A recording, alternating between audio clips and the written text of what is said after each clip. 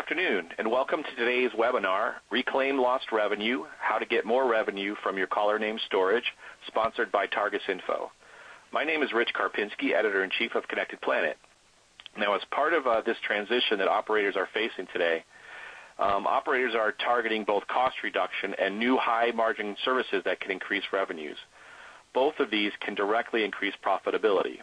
However, there is another area where profitability can be substantially improved with minimal investment, and that's by implementing a proactive caller name storage revenue assurance strategy, and that's what we're going to hear about today.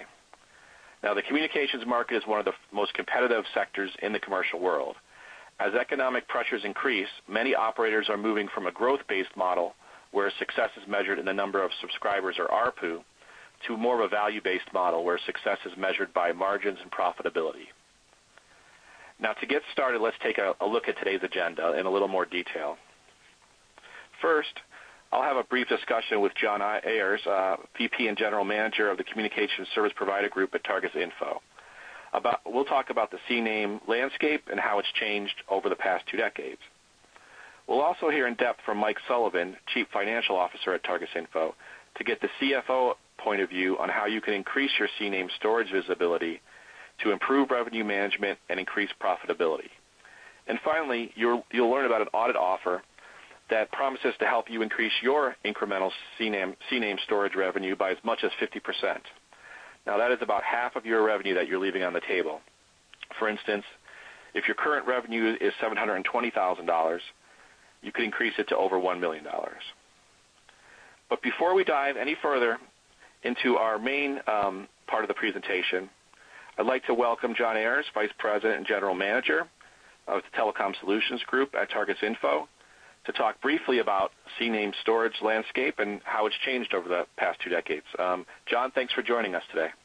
Hi, Rich. How are you? I'm pretty good, thanks.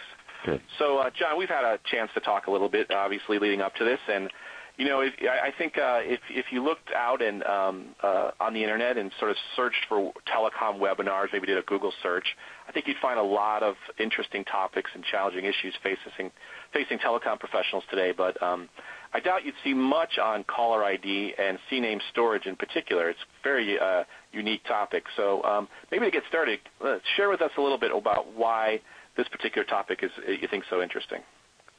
Sure, Rich, I'll do that. First off, thanks to everyone for joining us today. And to some degree, Rich, you've kind of hit the nail on the head already as to why this is an interesting topic. It's about money, and in fact, it's about somewhat found money. We've learned from many of our customers, telco customers, that they have a valuable asset that has been and is being under-monetized and probably has been for the last several years. And that asset is simply the subscriber listings that they make available for other telcos to query as part of the caller ID or CNAM service delivery. That bucket of revenue just generically is known as CNAM storage revenue. For years, there were so few changes in the overall CNAM ecosystem that storage agreements that had been negotiated by telcos could literally be put in a drawer somewhere, gathering dust, auto-renewing, and in fact providing significant and consistent revenue for the telcos who negotiate those agreements. But changes in the last few years to the overall CNAM ecosystem have resulted in a decrease in the overall revenue many telcos are receiving based on the terms in those existing agreements. So for years, many of those attending today know that TARGUSinfo has helped telcos cut costs on their inbound CNAM service.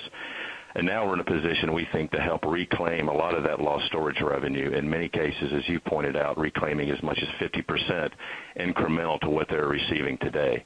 So that alone should be of interest, or at least we hope it is, particularly given that there's very little work associated with recapturing this revenue.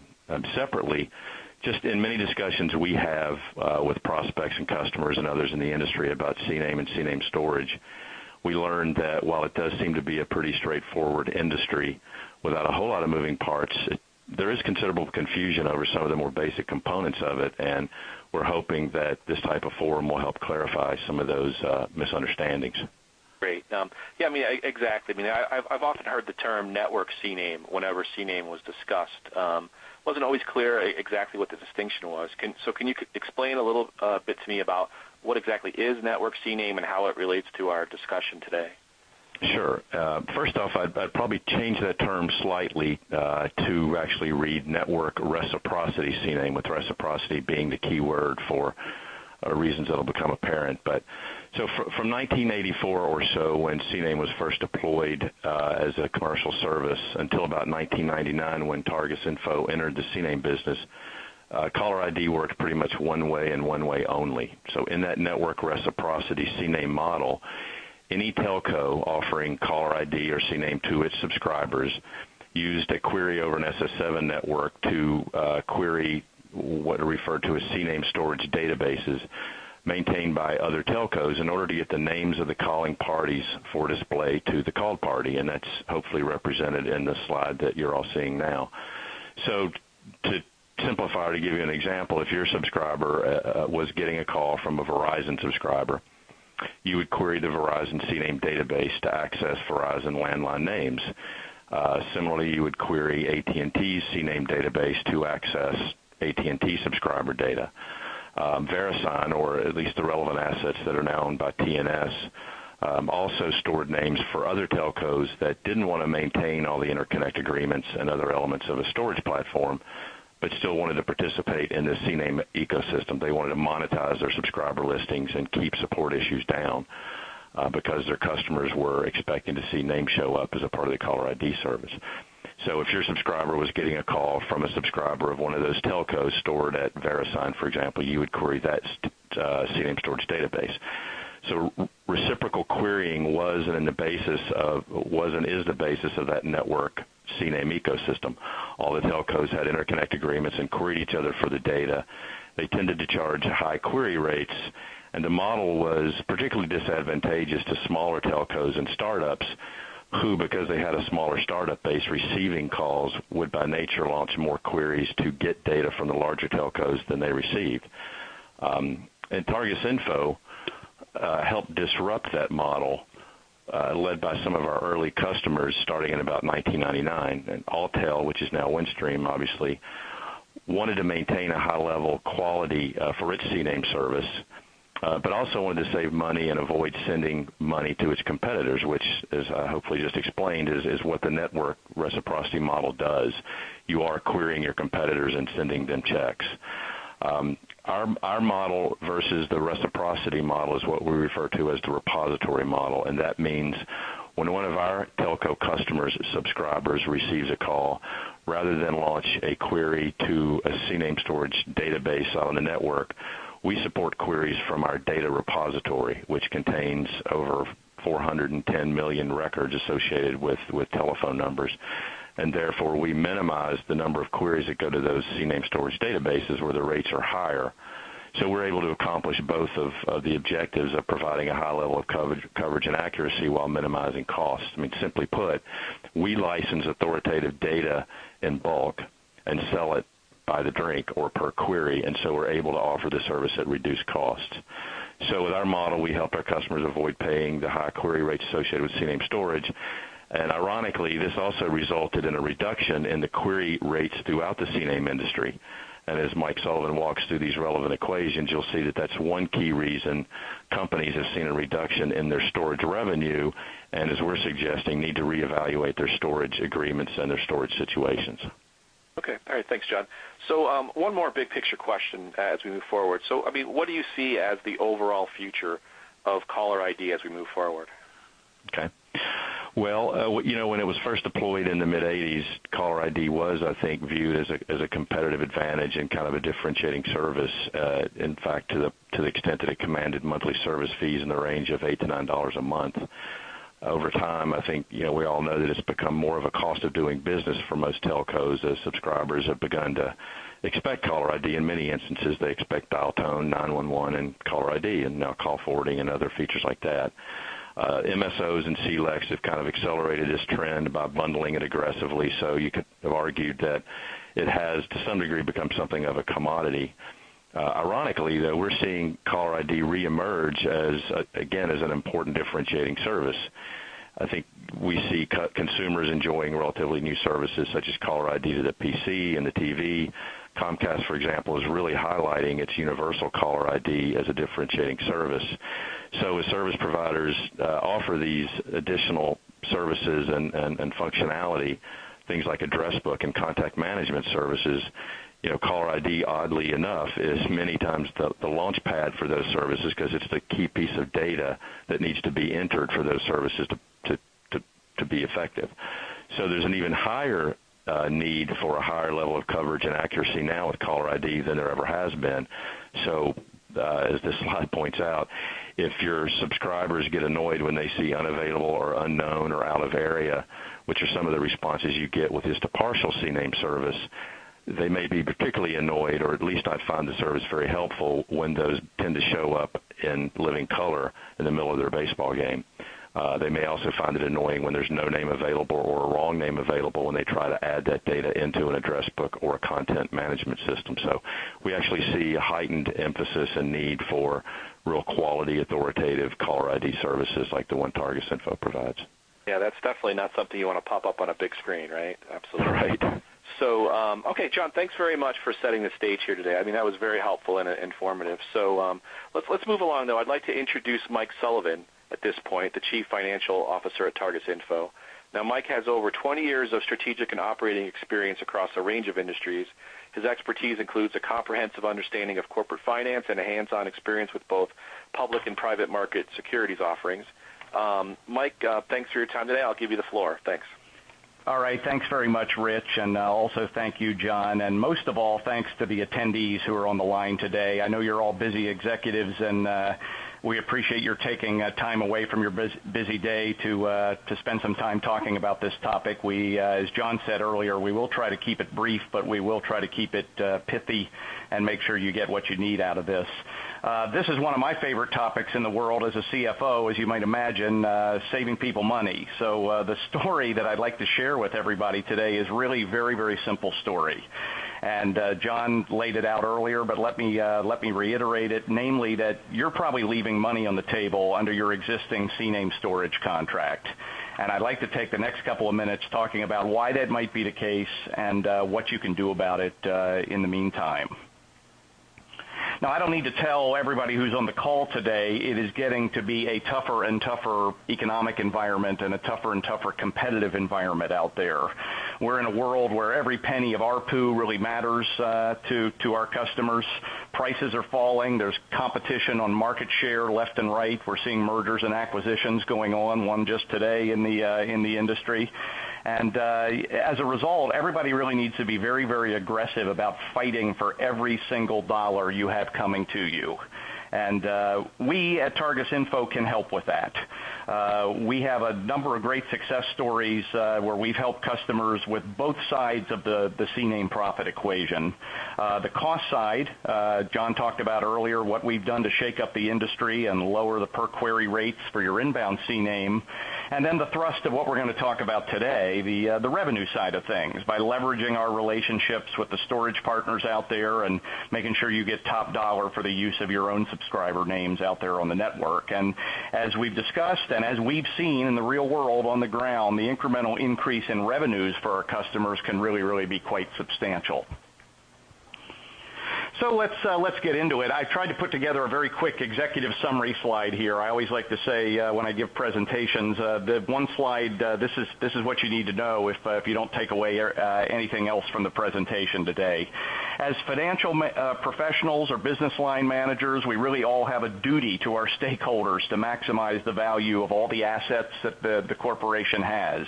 And subscriber names are another asset, and they're no exception to this. So if we have CFOs on the line or other financial or business line executives, you have to manage your cash, you have to manage your accounts receivable, and subscriber names are just like any other asset to be optimized inside the corporation. Secondly, there are a lot of legacy deals out there, and those legacy deals really haven't been dusted off in a long, long time. And many of those deals, quite frankly, are not good deals. They're old deals that offer suboptimal terms to you as the owner of your subscriber databases and the names that are in those databases. Maybe the rates that you'll receive per query in those databases are too low. Maybe there's a too low revenue share. And all of this happens because these deals maybe have been lying around for some time. They were cut years ago. As John said, maybe they've auto-renewed. Maybe you didn't cut the deal, your predecessor did, or your predecessor's predecessor cut the deal. But it's time to address this problem. If you work with us, we can help you really locate and mine this gold, if you will, that's buried in your business. We have relationships with large storage providers who have these contracts with the telco operators, and they pay more than competitive rates for your data. In addition, these storage providers really are not stingy about querying the CNAM databases, your CNAM databases, as part of the service they offer their own customers. So you're assured of getting the highest number of queries against your listings. We'll talk about that in a minute. And then finally, very important, these partners offer very aggressive revenue share percentages. So you won't leave a single penny on the table if you choose to work with TARGUSinfo and its storage provider partners.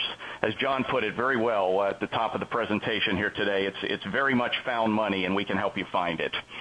Finally, I say we'll do the heavy lifting for you. You need a Sherpa guide through this process. You're busy, and we know that if this process becomes a distraction to you and your team, we're not going to get your business. You're going to take your business elsewhere. But we do this for a living. We wake up every day thinking about these problems and how we can help our customers with these problems. And we know how to do this, and we have streamlined our processes to make sure that this is as hassle-free as possible. So we'll talk in a few minutes. We'll just need a little bit of data from you, very, very readily available, very easy to provide data. Get us started, and we'll be on our way. So the next slide here, the one's called Storage Revenue Statement. This is an example, if you will, of a revenue report that you might get from your current storage provider. Now, sitting here, I can't hear you through the internet, but I suspect some of you are chuckling right now because I know the real reports aren't quite so simplified as the nice one I've put up here on the slide. The real reports are many, many pages long. I think they often can be used as a doorstop once you're through with them because they're many inches thick. But bear with me here by way of example. If you look at the sample report, you can see that there is a number of queries or dips, if you like, that have been made against your subscriber names. And in this example, there are 5 other telephone companies who are querying your database. And you can see the number of times they queried you, the price per query that those phone companies paid to access your data, and the revenue that was generated from accessing your data. So here, if you look in the lower right-hand corner of the slide, there's a total of about $172,000 roughly that was generated from accessing your names. However, what you don't see here is one last step is that the storage provider who you're working with then keeps a percentage of that $172,000 as their piece of the action, if you will. And that percentage might be really, really low or really, really high. And that's a function of the deal that's been cut. And if it's low, obviously, that's not a good thing for you, the owner of the names. And if it's high, I'm sorry, if you're lucky, it's a low percentage that they keep. If you're not so lucky, it's a high percentage that they keep. So we want to work with you to make sure that we can make that percentage of revenue share as low as possible. So let's move on then and take a look at a quick case study, an equation here. Then we'll look at a case study. The equation that you see on the screen now is really a very, very simple A times B times C kind of equation, but it really explains where your revenue comes from and what's driving that revenue. And you see on the left side of the equation the storage revenue, and it's really the product, if you will, of 3 terms. The price, what we call the price, times the volume, times the revenue share.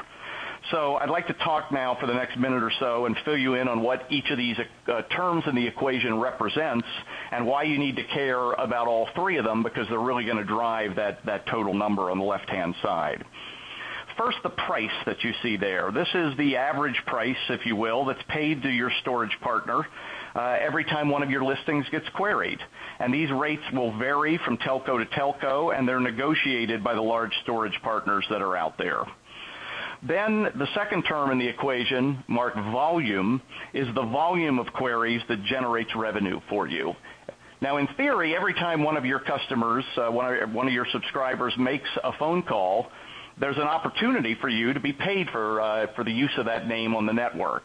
However, it usually isn't that simple because there are a lot of things that conspire to drive that number down so that you only get paid some of the time. And some of those times can't be helped, but some of them can. And let's talk about those. So what might drive that number down, that volume term? Well, first off, remember that there are a lot of people in this world who don't have caller ID or don't take advantage of CNAM services that are out there on the network. So if one of your subscribers makes a call to somebody else who doesn't have caller name on their end, then there's no way you're going to get queried for that call, and there's no way you're going to get paid for that query. Furthermore, some of your subscribers are going to be making calls to wireless phones. So in general, there's not going to be any query taking place on the back end there as well, although as we've seen in the industry, that's starting to change. So I think of those things as sort of leakages that come out of the gross number of calls that your subscribers make that drive down this volume term in the equation. But besides these leakages that I just talked about, there's some other things that drive down this term that are a little more subtle. So, for example, not all phone companies that are out there receiving your subscribers' phone calls, not all of them choose to provide CNAME to their own customers from your subscribers. They might just pop up out of area or something else on their caller ID box for their customer. When they do this, your database, your data doesn't get queried, and you don't get paid for those names. And what, in fact, is going on in the industry is we are working with storage providers who, in turn, work with companies who've agreed to query and pay for the maximum number of names that are out there on the network. So that enables us to help you keep this term in the equation, in the revenue equation, as high as possible. And then, as John mentioned earlier, some of the partners themselves don't query and pay when they use your data to provide CNAME to their own customers. And that drives down this term in the equation. And our partners typically query and pay, and that maximizes this term and maximizes the revenue that you see from your subscriber database. And then finally, after the revenue, after the average rate gets multiplied by that number of queries, there's an agreed-to revenue share percentage that gets applied to the result. Now, as I mentioned before, there are a lot of legacy deals out there that kept this rate way too low for way too long, and you may well be sitting on one of those deals in your company right now.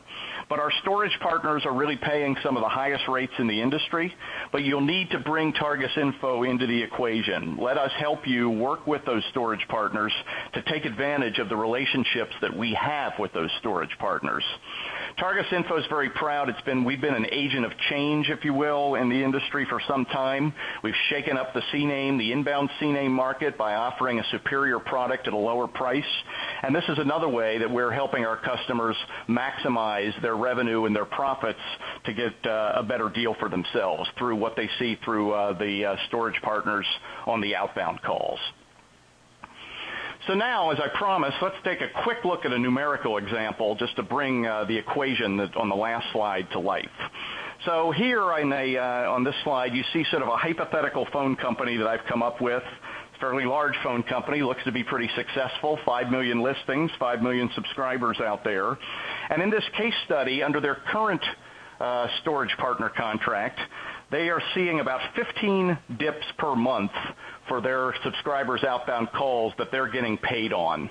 We'll talk about that in a moment. And also in this example, there's an average revenue per dip or an average cost to the user of the information of $0.0025 that you see there on the slide. So if you take the 5 million listings times 15 dips a month times $0.0025 and then times 12 to get an annual number, you see here that the estimated revenue in this situation is $2.25 million. That's the starting point for this numerical example. That's what this customer is doing today.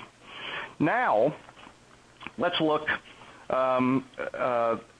Now the last step, if you will, of the equation is there's $2.25 million of revenue generated, but when the revenue share happens between the storage provider and the telephone company, Perhaps in this example, that's just a 30% deal. So if I take $2.25 million and multiply by 30%, you see that this telephone company is earning about $675,000 a year in revenue off those names. So this is the starting point. This is where TARGUSinfo can enter the equation and maybe improve things. So now let's look at what might happen sort of after. We've shown you the before. Now let's show you the after you've made the switch to one of the storage partners that TARGUSinfo is closely aligned with. Of course, we still have 5 million listings. That number hasn't changed. But notice that the other terms in the equation have changed here. The average number of monthly dips that I showed, 15 on the last slide, is now up to 20 because of those relationships that we talked about. The partners that we have make sure through their network that you get paid for more queries each month based on the calls that your subscribers are making. The average per dip cost that you see out there on the network that you would receive is likely to increase as well. Our storage partners have a number of great deals in place and offer, quite frankly, higher prices for the queries made to our subscriber databases for the companies we work with. So in this numerical example, that 0025 that we saw on the last slide actually may look more like 003 or something like that once the switch is made to TARGUSinfo and its preferred providers. So let's do the math again. 5 million listings times 20 dips or 20 queries per month times 0.003 times 12 gets us to $3.6 million in revenue that's generated off of your names. And then if we add on top of that the actual revenue share, I've chosen a higher number here because what we've seen is when we align with our storage partners for our customers, that revenue share often goes much, much higher. So recall that in this example, the existing situation was a 30% revenue share. Now, while working with our storage partner, you may see that revenue share go as high as 70%. Now, your mileage may vary. Every deal is a little bit different, but we've been able to generate lots and lots of higher revenue shares and lots of savings for our customers as a result of this. So when you take that $3.6 million and multiply not by 0.3 but by 0.7, then you see that we're actually looking at a much, much larger amount of revenue that is generated for the owner of these names, you, the telephone company provider. In this numerical example, that's about $2.5 million. So working with TARGUSinfo has given you improvement on all of the X times Y times Z on that equation. You're going to get more dips per month. You're going to get a higher per dip revenue, and you're also going to get a higher revenue share. So there's a multiplicative effect, if you will, that comes through so that the increase in the amount of revenue you receive is that much higher. So to summarize, I wanted to talk a little bit about some of the questions you should keep in mind and you should be asking your current storage provider and asking TARGUSinfo as we work with our storage providers to get you a better deal. You need to ask yourself, does your storage provider charge the highest rates out on the network for querying the data? In other words, are they charging something more like the 003 in my numerical example, or is it something more like the 0025 that we looked at? That's an important question. That's the first one. Secondly, are all the major telcos out there querying your storage provider?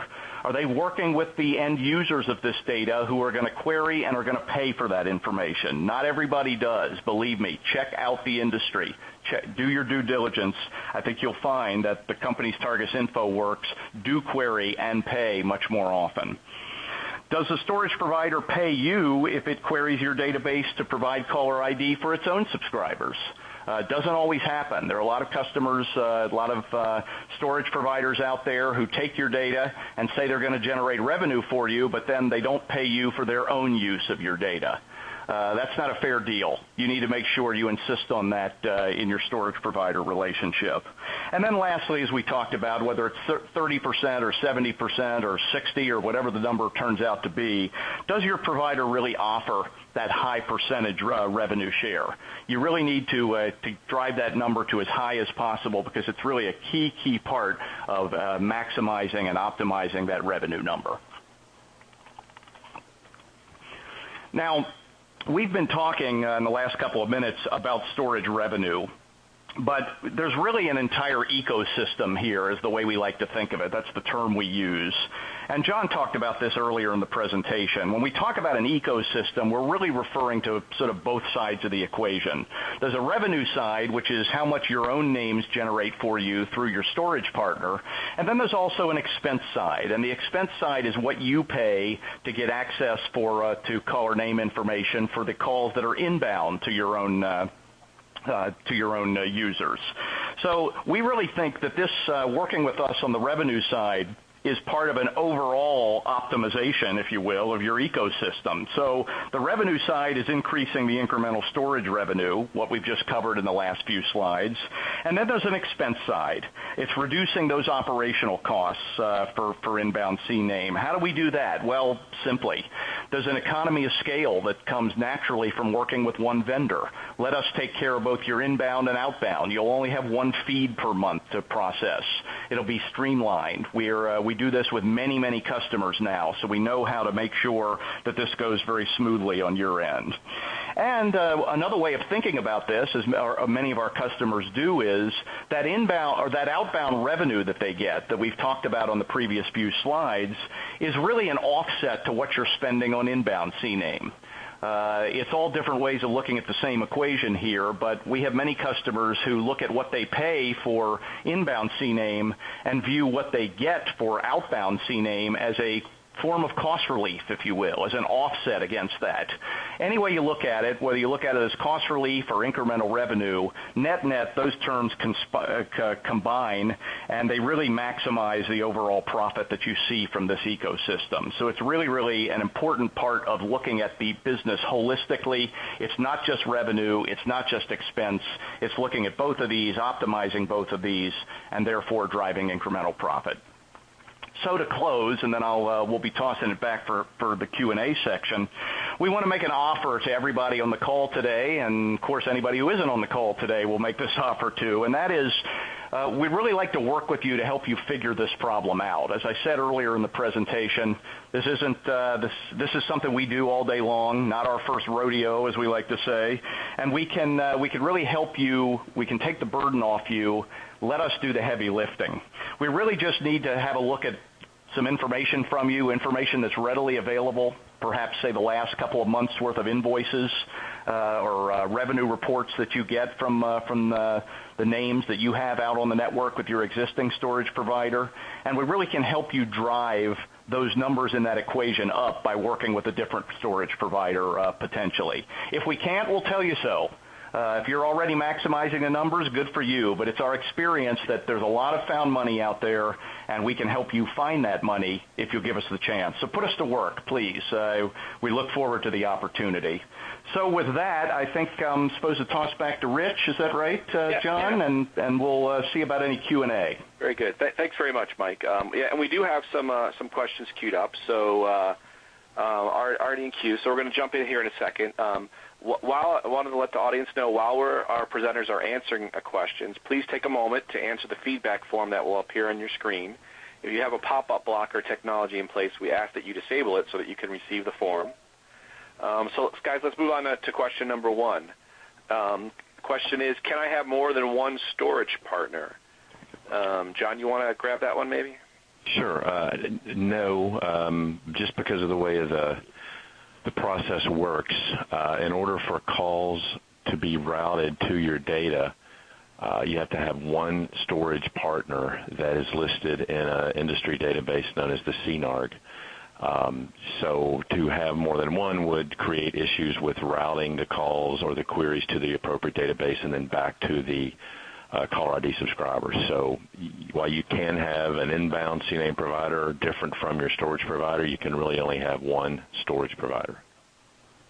Okay. Another question here. Can TARGUSinfo provide me savings on just inbound calling name service without me changing storage providers? Mike, you want to tackle that one? Yeah, or actually, John and I think, are going to tag team the questions here today, Rich, but that's fine. And I mean, the short answer is We absolutely can work with you just on the inbound side. That's where our business in caller name really got started. It's only been in recent years that we've gotten involved on the outbound storage provider side of things.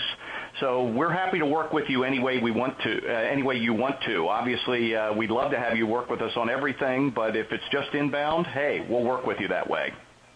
Right. So here's a related question. Does TARGUSinfo have to be my inbound calling name provider before it can be my storage provider? No. No. Not at all. Those are two, while Mike did mention the operational benefits of using us for both services, certainly many of our customers use us just for inbound. Some use us just for storage, and some use us for both. Okay. Here's another question from the audience. What are some of the challenges involved in moving to this new CNAM model?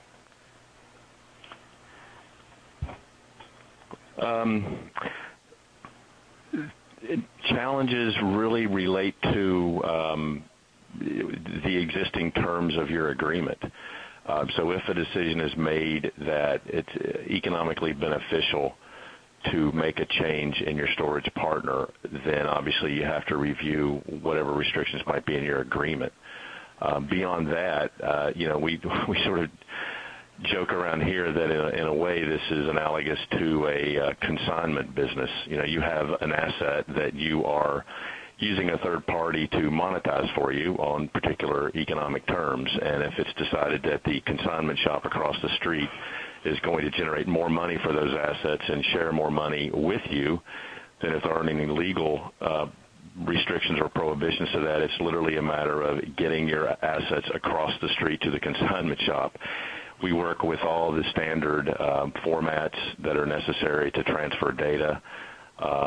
So we would probably simply be able to change the FTP site or other transfer methodology you use to deliver those subscriber listings today and work with that without any heavy lifting on your part. Yeah, I'll jump in here, John, as well, and John covered it already, but we're very proud of the engineering team that we have as well. It's a very seamless process when we switch, when someone switches from one storage provider to the TARGUSinfo storage provider. We've really gotten that down.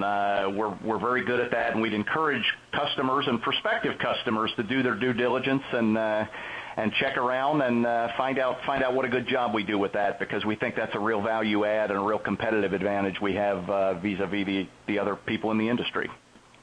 Okay. Here's another question. What type of investments do we need to consider to move to this approach? That's sort of related to the question I answered a minute ago, I think, is in that there really aren't any investments necessary. There's no hardware, software, anything like that. Again, you're already, assuming this is a telco that is already storing its listings with a storage platform, it's literally redirecting the data to TARGUSinfo rather than to your current provider. Okay. So there are no investments, really. Gotcha. One more question. Is there a minimum quantity of subscribers that is required to justify this investment? We really don't think so. Obviously, the kinds of savings I showed on the numerical example earlier, obviously if the numbers are bigger, if you have more subscribers, you potentially can save more money. But on a percentage basis and as an incremental amount of revenue and profit to your business, no real minimum quantity required. We think we can help everybody find a few more of those pennies or nickels or dollars, and we're eager for the opportunity to do that. Okay. Let's see. We had one more question before we wrap up. Please name or identify any large service providers or current partners that do not query Targus or may intend not to query and pay. Isn't this an area of concern to any prospective Targus storage partner? And if not, why not? Well, it's definitely a matter of concern in that, as Mike pointed out, to use his direct example, you want to have the 15 queries to your data. I'm sorry, you want to have the 20 queries to your data rather than the 15, hopefully even more, because that's one of the key variables in that equation. So We have demonstrated and can demonstrate with case studies and historical data from customers that we're comfortable that all major telcos and service providers are querying the data that we're storing, and as a result, that's why we're confident that, and we have seen that customers who have worked with us and our chosen storage partners actually see an increase, this increase we've been talking about, in the revenue, not only because of the higher percentage revenue share, but also because all major telcos and service providers are querying that data. Okay. All right, guys. Thanks very much for taking on all those questions. Before I sign off, I ask you, John or Mike, you have any closing, maybe a comment or statement before we let you go? Well, this is Mike. Just one more time, thank all of you who've joined us today. And again, we're eager to tackle this problem. Help us help you find more money. That's good for you. That's good for TARGUSinfo. That's good for the industry. And as I said earlier, we're proud of the role we've played in helping our customers save money and increase their revenue. We want to keep shaking up the industry to do that, and we promise you we will do that. I'll just echo Mike's appreciation for everyone joining us. And Rich, to your point earlier, it looks like we've actually given everybody 3 minutes back, not as much as we'd expected, but we did come in under 45 minutes. So well, there you go. Thanks very much, guys, and thanks to our audience. With that, we'll let you go and have a productive remainder of the day. Thanks. Great. Thank you.